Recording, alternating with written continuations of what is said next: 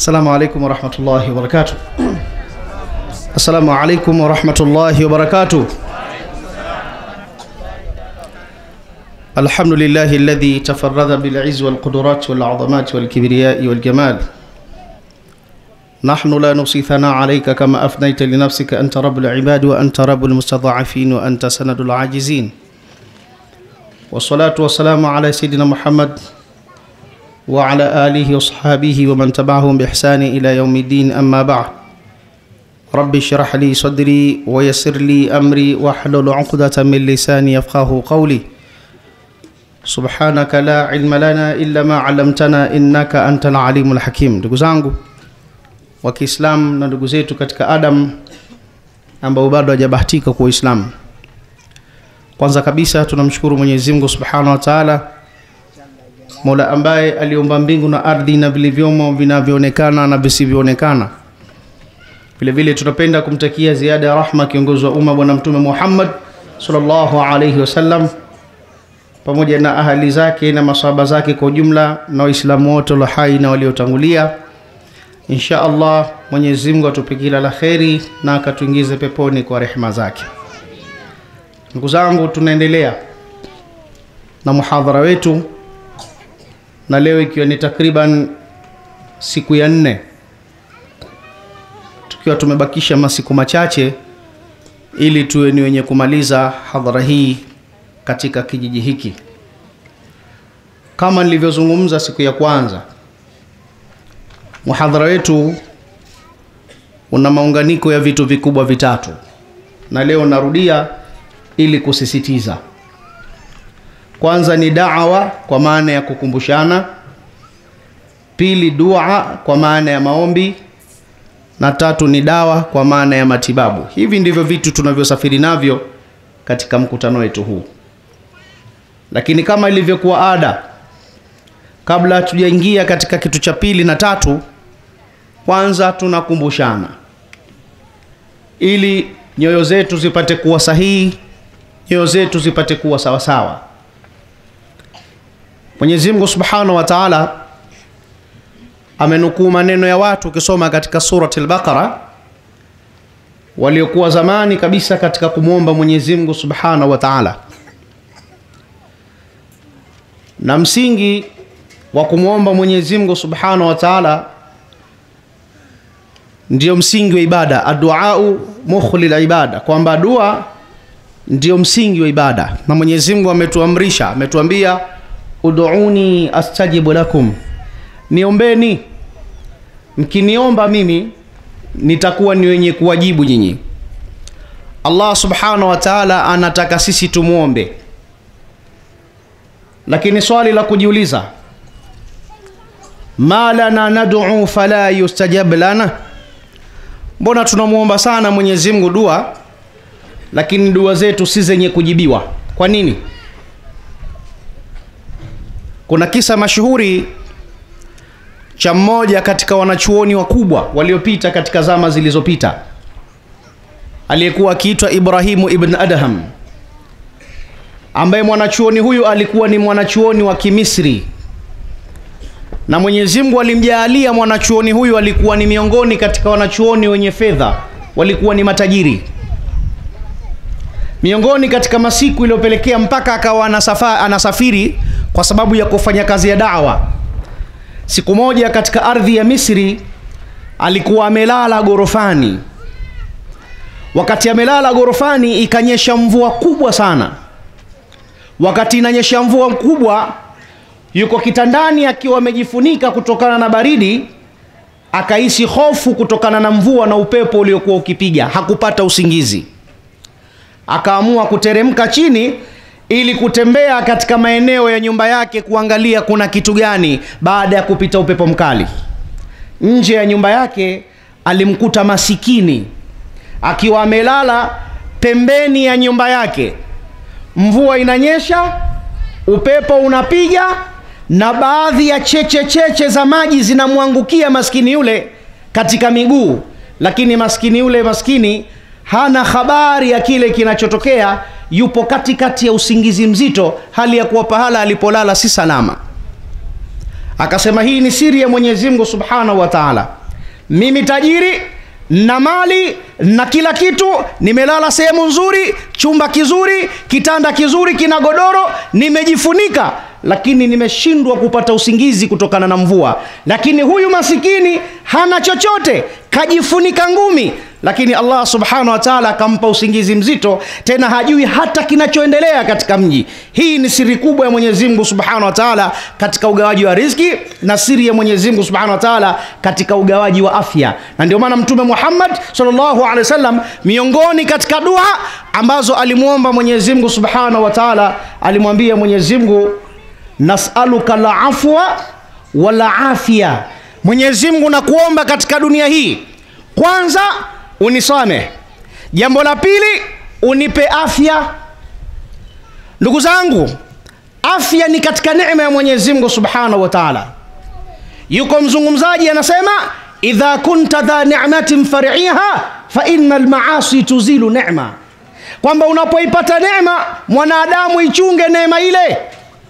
Ndugu zangu katika imani na wasiokuwa katika imani ya Kiislamu, afya ni katika neema ya Mwenyezi Mungu Subhanahu wa Ta'ala, kwa sababu huwezi kusali sawa sawa, kufanya ibada sawa sawa kama huna afya nzuri. Huwezi kutafuta pesa kama huna afya nzuri. Huwezi kufanya kitu chochote kwa uhuru wako ikiwa huna afya nzuri. Afya ni katika neema ya Mwenyezi Mungu Subhanahu wa Ta'ala. Sasa jiulize, neema hii ambayo Mwenyezi Mungu Subhanahu wa Ta'ala amekupa, unaitumia vipi katika maisha ya kawaida? Unaitumia vipi? Lakini swali la kujiuliza, afya njema mwanadamu anaipata vipi? Kwa kula vizuri? Kwa kulala vizuri? Anaipataje afya njema mwanadamu huyu? Ikiwa afya njema inapatikana eti kwa sababu ya kula vizuri tu, basi wenda azimu wote na vichaa saizi wangekuwa washakufa wote duniani, kwa sababu wanakula chakula kingine kinatoka wadudu. Lakini ukienda kuwapima katika afya, unaweza ukawakuta wale ndio wana afya nzuri kuliko waliokuwa mzima tajiri anayekula chakula kwa kupimwa. Leo hatuoni matajiri wana sukari, hatuoni matajiri wana pressure, hatuoni matajiri afya zao zinatetereka. Afya ni nini? Afya ni katika neema ya Mwenyezi Mungu Subhanahu wa Ta'ala. Katika maisha yako yote ya kumwomba Mwenyezi Mungu katika dua, jambo la kwanza mwambie Mwenyezi Mungu Subhanahu wa Ta'ala, ya Rabbi nas'aluka al-afwa wala afia. Mwenyezi Mungu, kwanza unisame, lakini jambo la pili unijalie afya. Swali la kujiuliza, ma lana nad'u fala yustajab lana, mbona tunamuomba Mwenyezi Mungu Subhanahu wa Ta'ala lakini hatujibu? Kisa kinasema, marra Ibrahimu ibn Adham bisuqi al-Basra fajtama'a an-nasu ilayhi wa qalu ya aba Ishaq ma lana nad'u fala yustajab lana. Ibrahimu ibn Adham, miongoni katika safari zake wakati anapita, alipita katika mji wa Basra. Mji wa Basra unapatikana katika nchi ya Iraq. Fajtama'a an-nasu ilayhi, wakamzunguka watu Ibrahimu ibn Adham, waqalu, na wale watu wakasema kumuuliza Ibn Adham, ya aba Ishaqa, e baba yake na Ishaqa, ma lana, tuna nini sisi?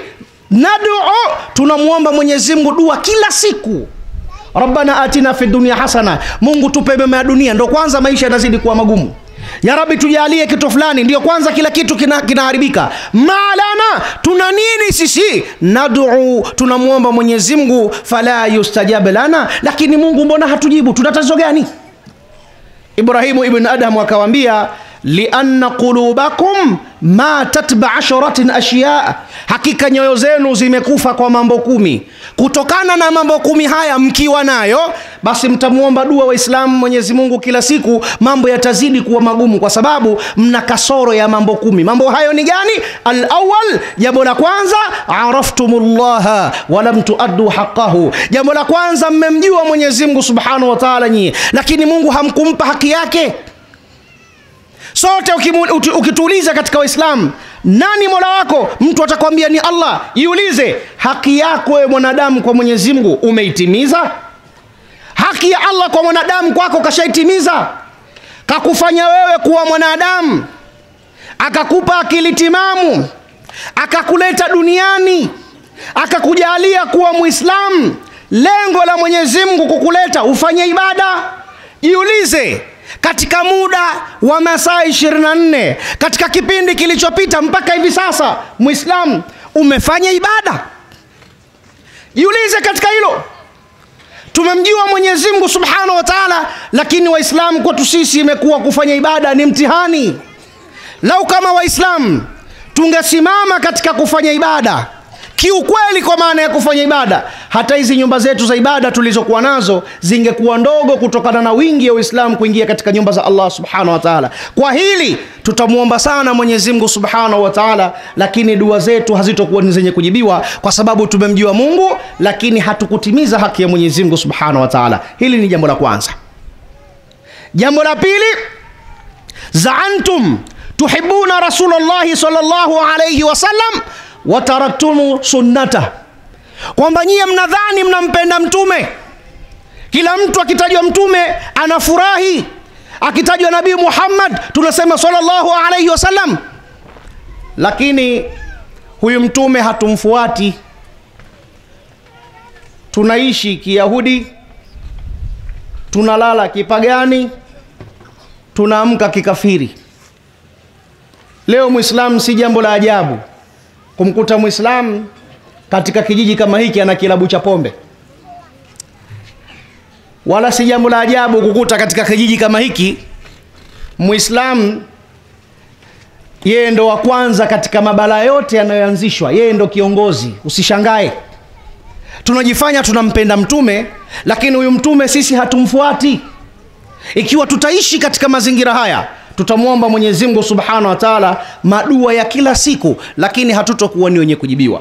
Jambo la tatu ambalo namalizia katika pointi ya siku ya leo, akasema qara'atumul Qur'ana wa lam ta'malu bihi. Mnaisoma sana nyinyi Waislamu Qur'an, lakini hiyo Qur'ani nyinyi Waislamu hamuifanyii kazi.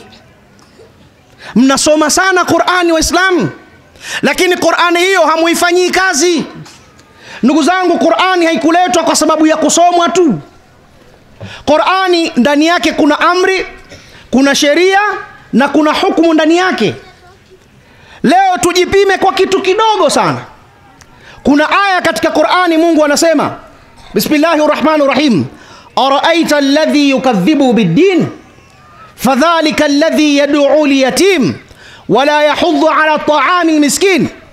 Je, mmemuona yule ambaye mwenye kuipinga dini? Mmemuona yule ambaye ni mpinzani wa Uislamu? Mmemuona yule mtu ambaye hautaki Uislamu? Ukitaka kumuona mtu mwenye kuipinga dini, ukitaka kumuona mtu mwenye kuupiga vita Uislamu, sifa yake ni nini?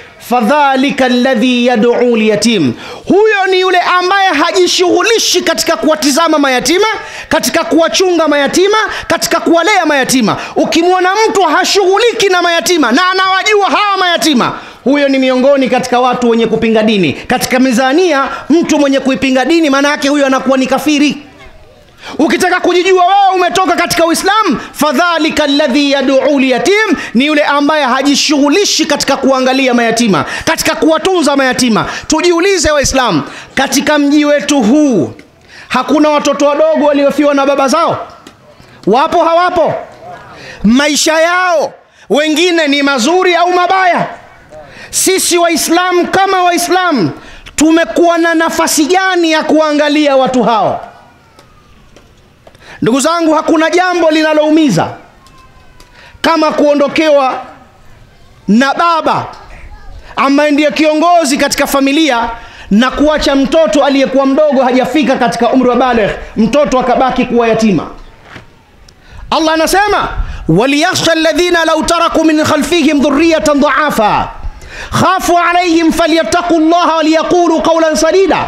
Waogopeni wale ambao wanaondoka katika maisha ya dunia hali ya kuwa nyuma ya migongo yao wanaacha watoto waliokuwa wadogo hawajafika katika umri wa baligh, na dunia kama tunavyoiona kila siku inazidi katika kuharibika. Faliyataqullaha, mcheni Mwenyezi Mungu kwa mayatima hao, mcheni Mwenyezi Mungu katika mayatima hao, waangalieni mayatima hao, muwachunge mayatima hao. Leo katika Uislamu tuna vitoto vingapi ambavyo leo hii tunavyozungumza tuko katika mkutano huu, pengine baba amekufa, mama amekufa, ameachwa mtoto hajafika katika umri wa baligh, anahitaji kula huyu mtoto, anahitaji kuvaa huyu mtoto, anahitaji kusoma huyu mtoto, kaachiwa bibi mwenyewe anaelekea katika miaka 70, amepinda mgongo. Yeye akiamka asubuhi ndio angalie vijukuu vyake vitakula nini, asubuhi watapewa uji, mchana itapita dry, au pengine asubuhi asile chochote na mchana ukapita.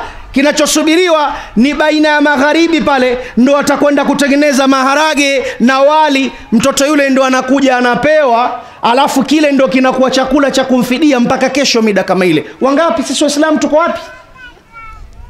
Waislamu tuko tayari kuchanga sherehe katika harusi, tuko tayari kuchanga kwa sababu ya kucheza ngoma watoto zetu, sijui wanawari.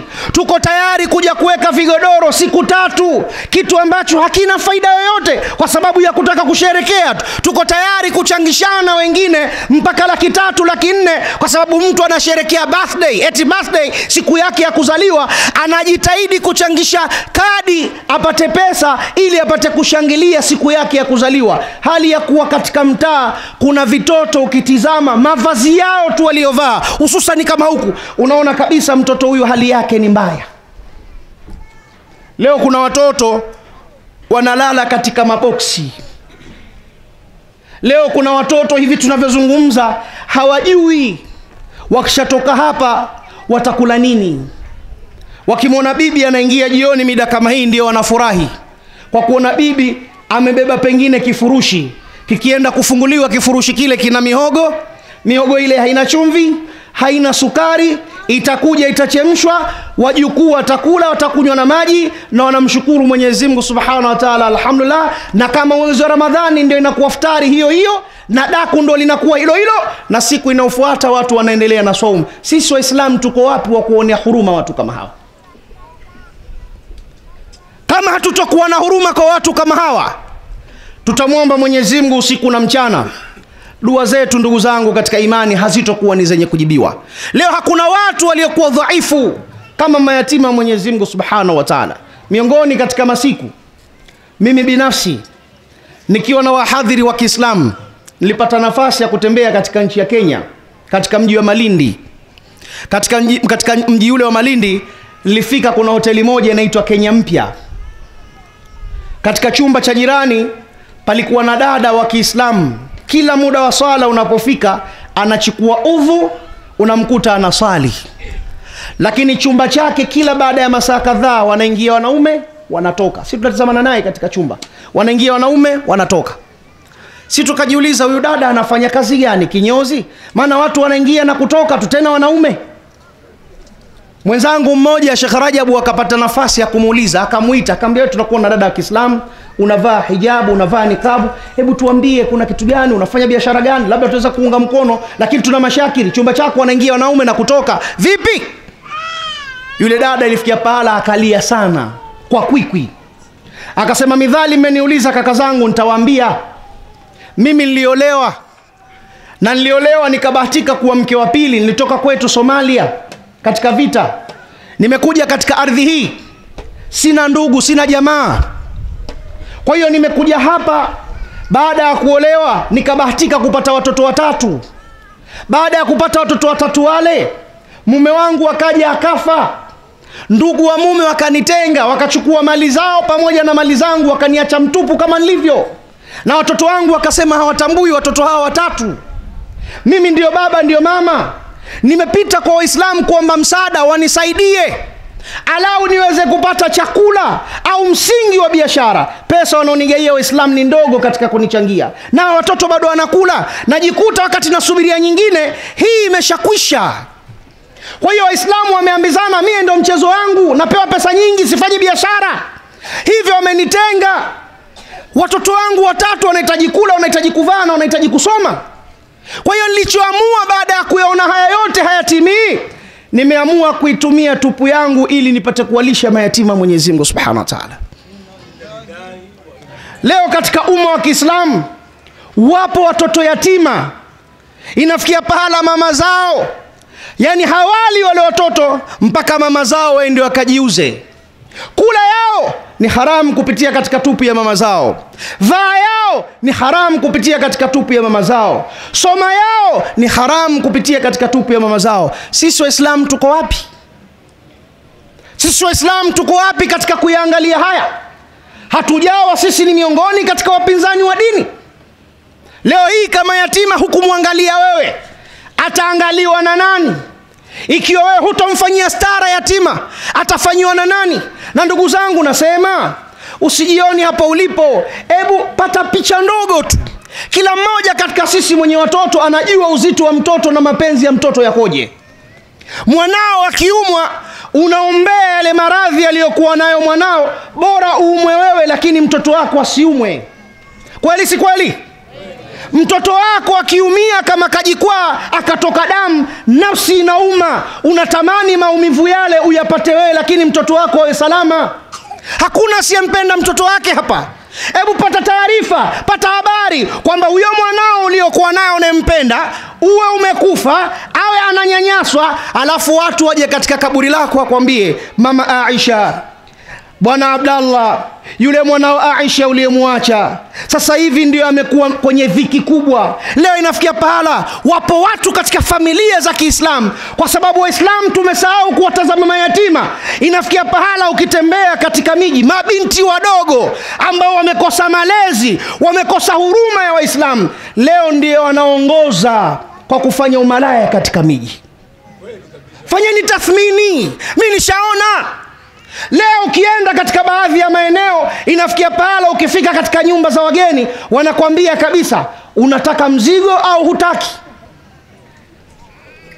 Leo kuna mabinti inafikia pahala kwa siku, kutokana na ugumu wa maisha, Waislamu hatukuwatazama, wametoka katika misingi ya uyatima. Inafikia pahala binti kwa siku moja anatembea mpaka na wanaume 7, kwa kila mwanamume kumpa shilingi 1500. Hebu jiulize Muislamu, leo uko kaburini, uje uambiwe mwanao Aisha, uambie mwanao Maryam kwamba sasa hivi yeye ndo amekuwa chombo cha starehe ya wanaume, kwa siku anatembea mpaka na wanaume 7 kwa malipo 1500. Sisi Waislamu tuko wapi?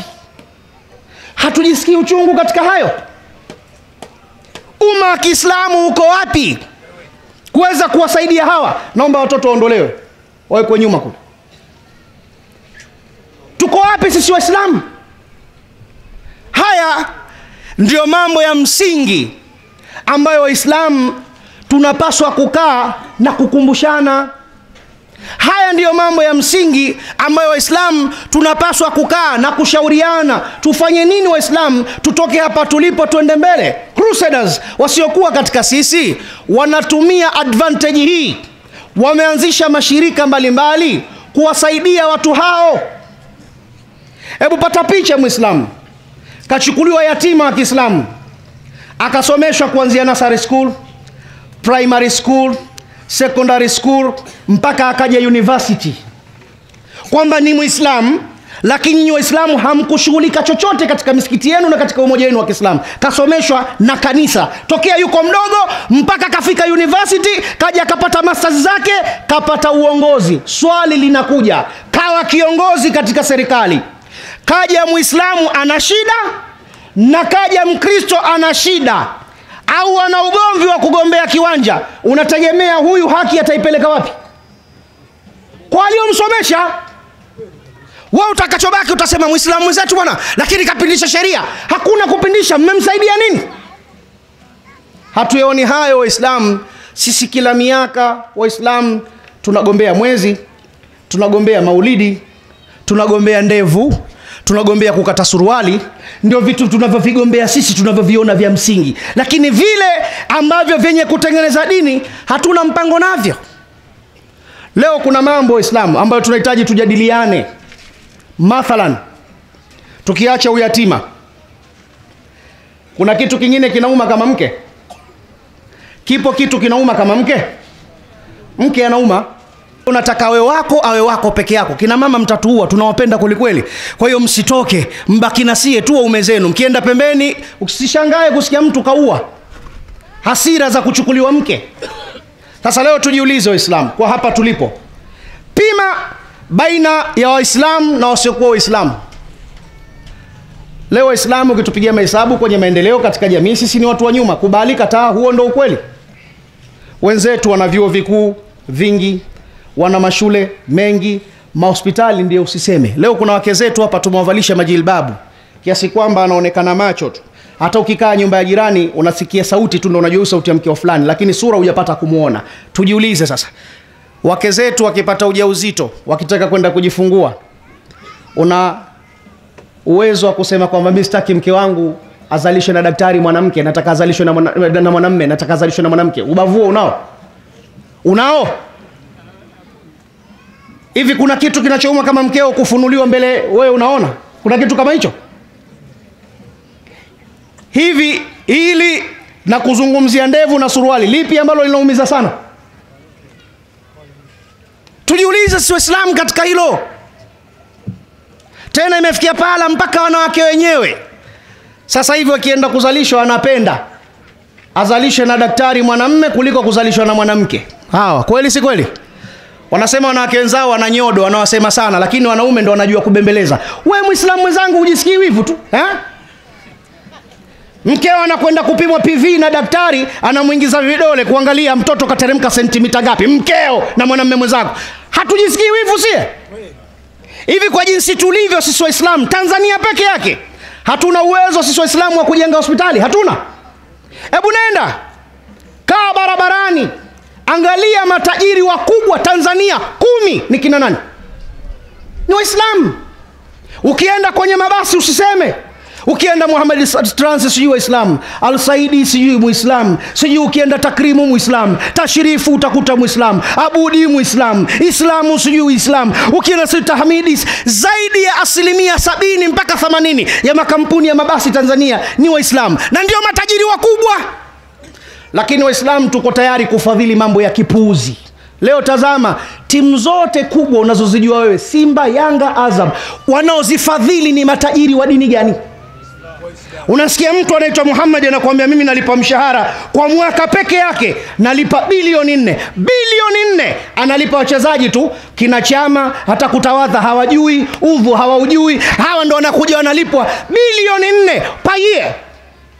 Hivi pesa hii kama ingewekezwa Waislamu tungeshindwa kuanzisha chuo kikuu chetu si? Tungeshindwa kuanzisha hospitali zetu?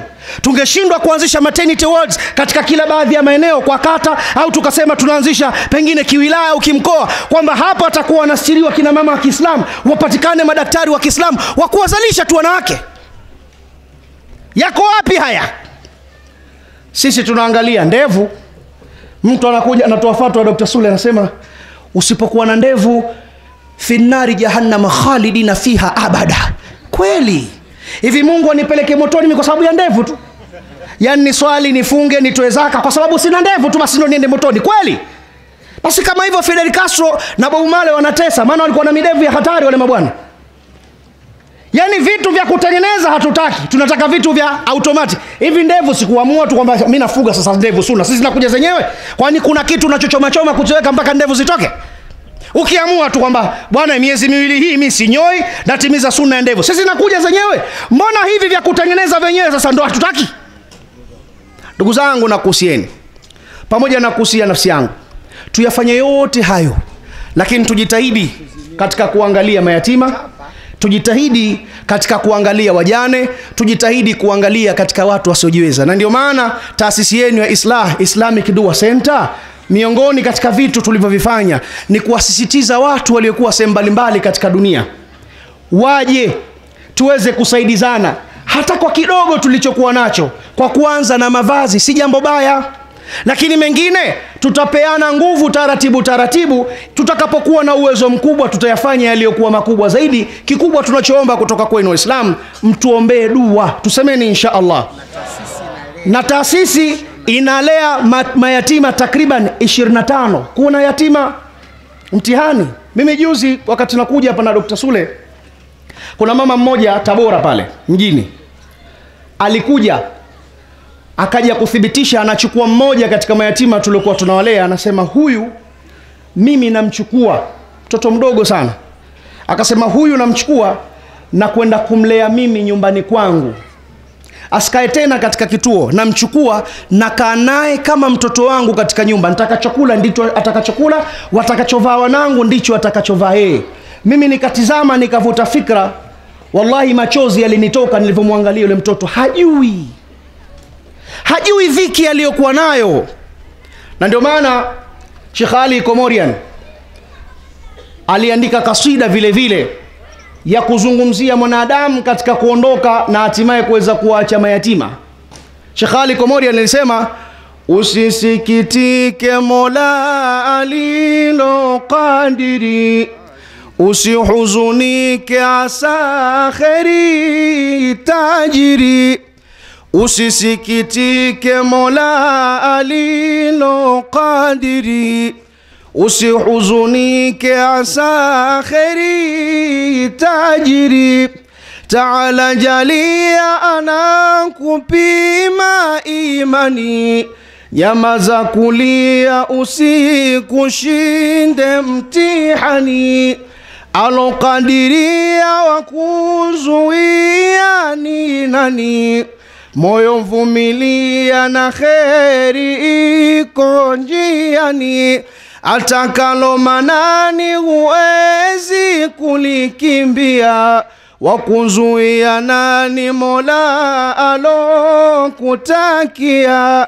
Zidisha imani kwa Mola wako jalia, watu wa peponi ni wale walomvumilia.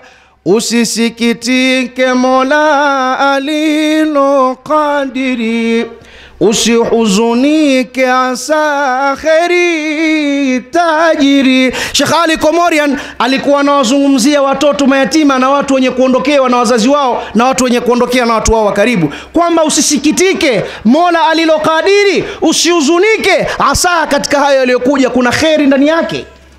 Ndugu zangu katika imani, masiku tunaoishi katika dunia ni machache sana. Tujitahidini sana kupupia yaliyokuwa ya kheri na tukimbie sana yale ambayo yaliyokuwa ya shari. Tusemeni insha Allah.